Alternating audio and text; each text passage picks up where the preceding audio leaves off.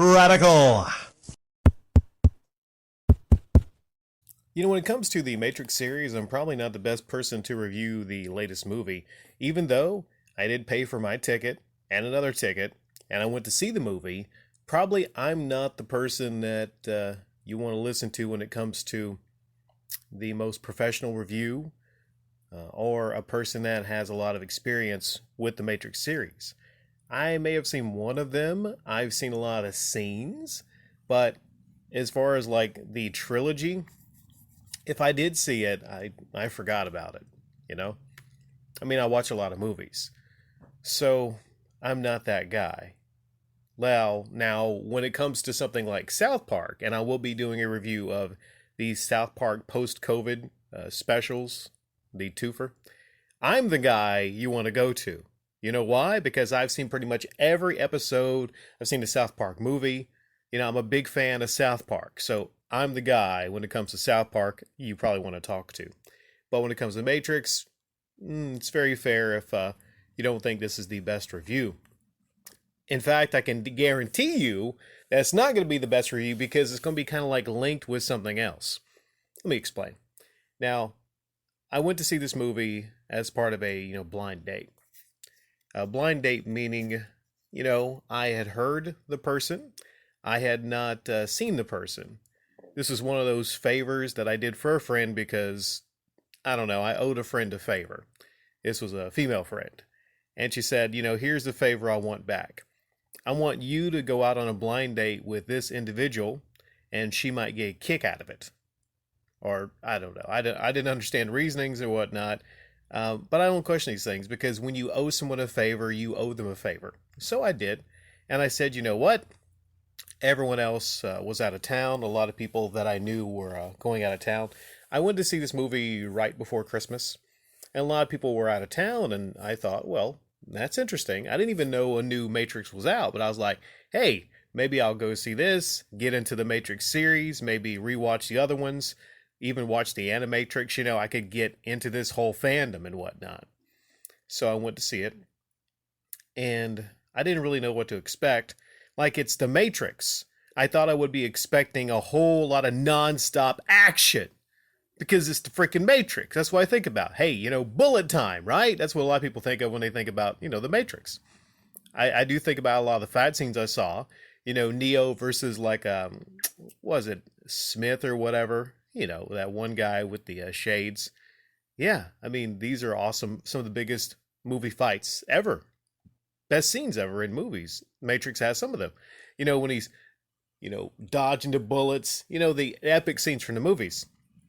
I don't know if there was really a whole lot here in this movie. It was kind of slow paced. There were action scenes. There were a couple really good action scenes. The problem was, I don't know, there just was few and far between. It was mostly, like it didn't feel like a blockbuster type movie to me. It didn't. Like the whole weight of it just didn't seem like a big deal. And even towards the end of it, I don't won't give anything away, any big plot points. I I don't know, maybe I'm wrong, but I just wasn't really super excited for the movie.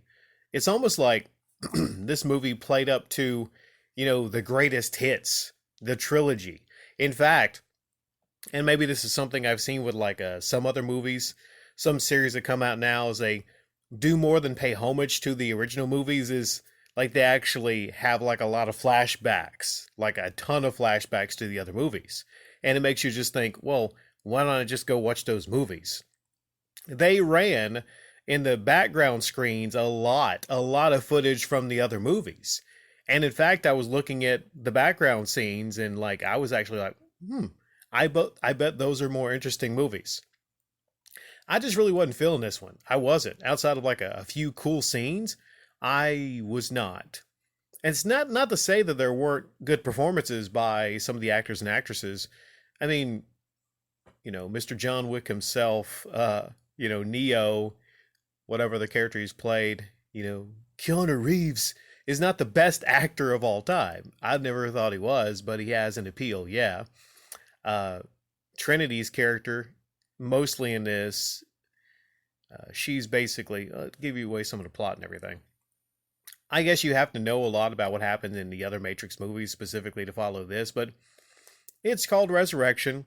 So they're bringing back Neo and they're bringing back Trinity, and they're in this one, and they have some kind of like a plot line where they're trying to, well, they meet in a coffee shop and they're trying to reconnect, and the red pill, blue pill, that kind of stuff. Basically, they've been blue pilled, and they got to get the red pill, and they got to find each other.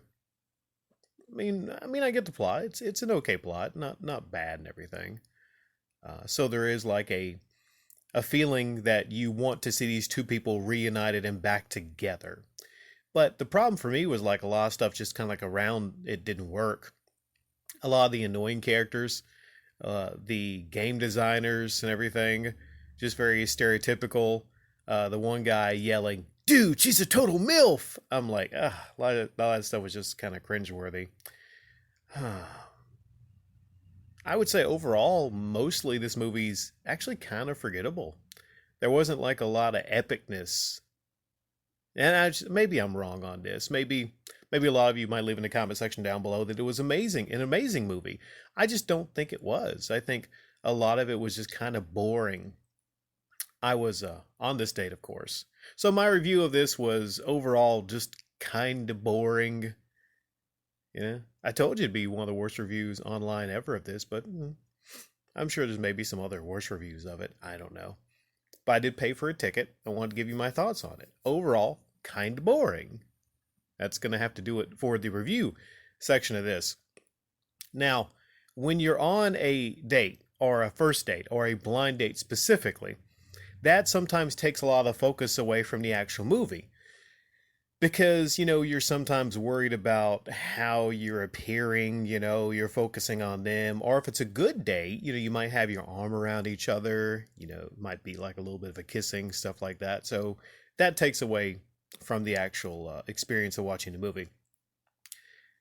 But the weird thing about this now, and I don't know if it's like that way with a lot of different movie theaters. This one movie theater I went to, hopefully it's not the same case, that they now have a seating arrangement when you go pay for the ticket. You go pay for your ticket, and ticket prices are still pretty expensive. You go pay for your ticket. I got 2 tickets, me and the date, and there's a screen they show you, or a seating arrangement. And I'm like, what the hell is this? This has never happened in that place before I went to. But apparently you actually have to choose your seats that you go to. You gotta choose the actual legitimate seats. And they're all marked. Weird thing is, when you get in there, there's not numbers on the seats. So I'm confused. Like, you think they would actually like have the numbers 12 and 13 that you choose at the very back row. You think, but you don't. I usually am a little bit fashionably late to movies because there's a time it starts. In this instance, it was 7:05. So me and the date got there at 7:10, 7:15.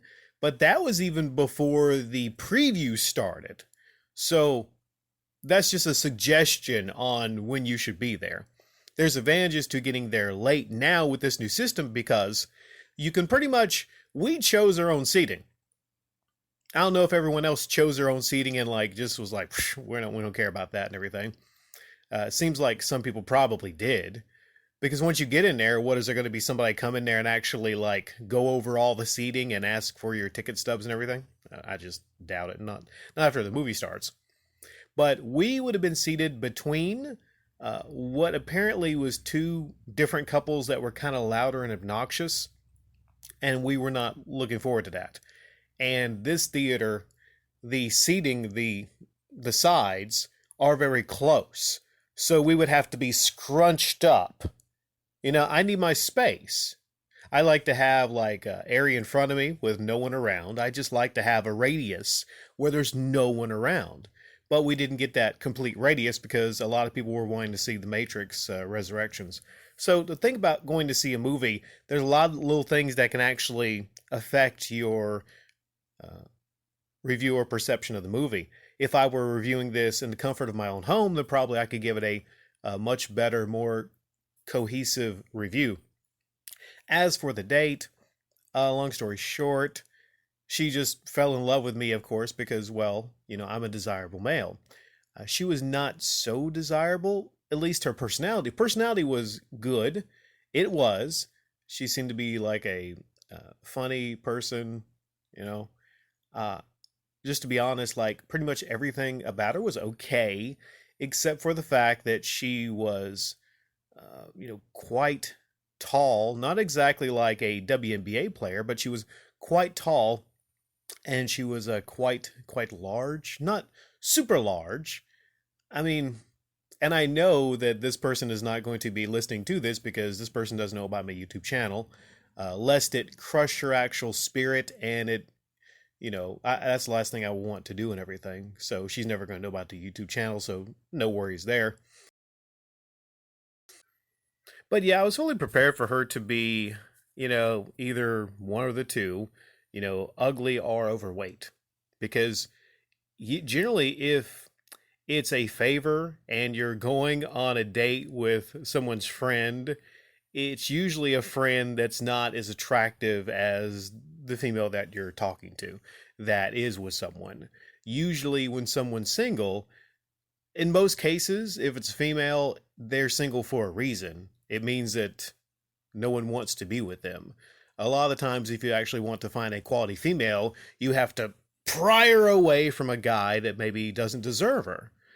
Because generally, the single people are the ones that probably are either overweight, they're super skinny, they smell funny, they look weird. There's some things about them that are undesirable.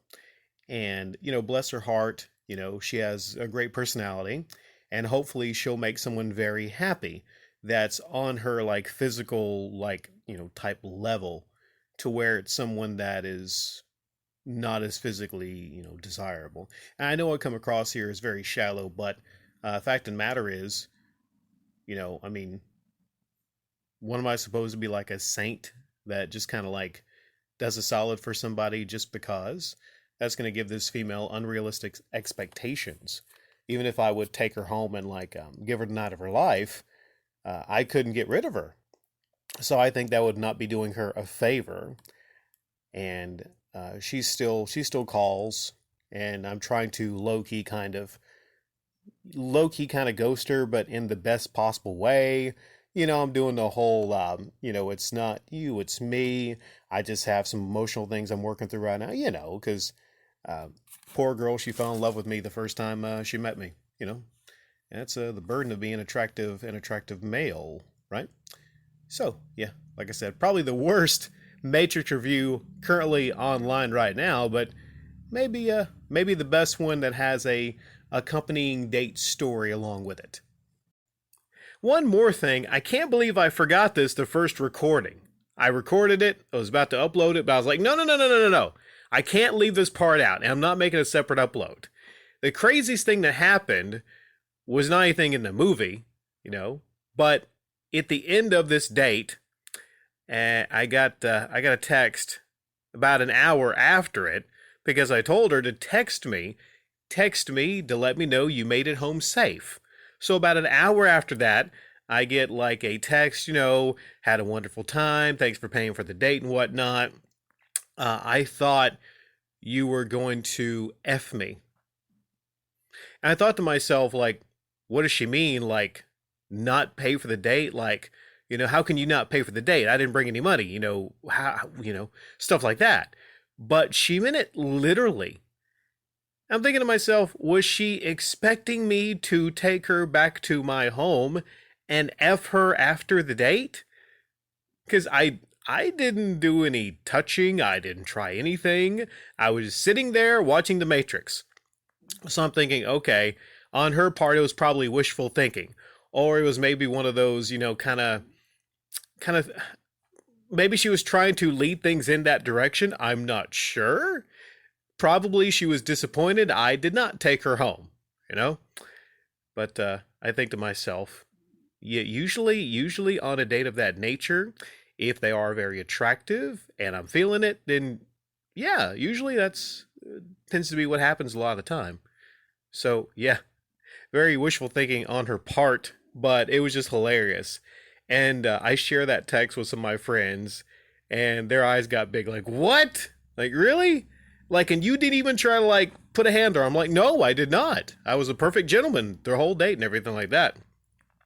So yeah, just wanted to add that there, which I found entertaining. Some of you might find entertaining. I don't know.